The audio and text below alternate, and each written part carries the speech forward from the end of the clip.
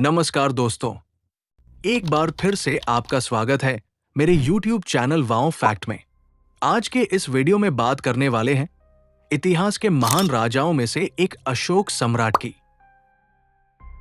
क्या एक युद्ध इतना भयानक हो सकता है कि एक महान सम्राट की आत्मा को हिला दे? क्या एक विजेता अपने ही हाथों से किए गए विनाश पर पछता सकता है? ये कहानी है उस योद्धा की जो सम्राट से संत बन गया। ये कहानी है अशोक महान की। अशोक मौर्य वंश का वो शेर जो सम्राट बिंदुसार का पुत्र था। बचपन से ही वो एक कुशल योद्धा और बुद्धिमान रणनीतिकार था। लेकिन राजमहल की राजनीति आसान नहीं होती।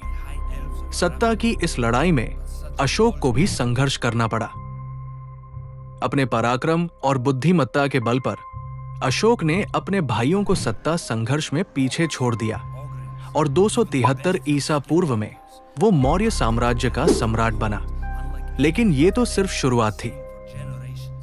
असली परीक्षा अभी बाकी थी। अशोक का साम्राज्य विशाल था, लेकिन एक राज्य था जिसने उसकी अधीनता स्वीकार नहीं की, कलिंग। 261 ईसा पूर्व में अशोक ने इस शक्तिशाली राज्य पर आक्रमण किया। ये युद्ध भारतीय इतिहास के सबसे भयानक युद्धों में से एक था। लेकिन जब युद्ध समाप्त हुआ तब अशोक के हाथों में जीत तो थी, लेकिन मन में शांति नहीं। चारों ओर फैले विनाश और हजारों निर्दोषों की मृत्यु ने उसके हृदय को झकझोर कर रख दिया।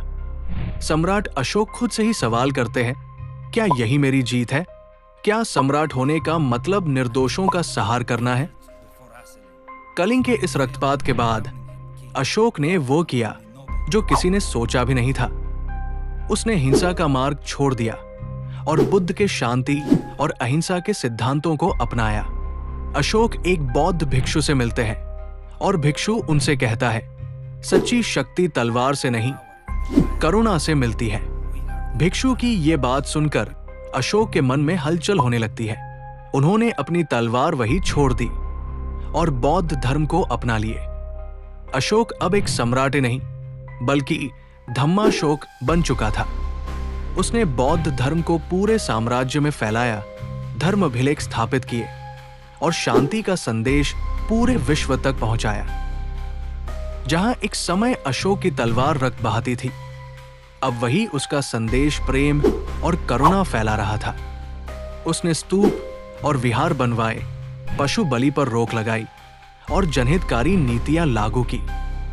भारत के हर कोने में अशोक के धर्माभिलेख पाए जाते हैं, जिनमें अहिंसा, समानता और मानवता का संदेश लिखा है। अशोक के अंतिम वर्ष साधना और सेवा में बीते।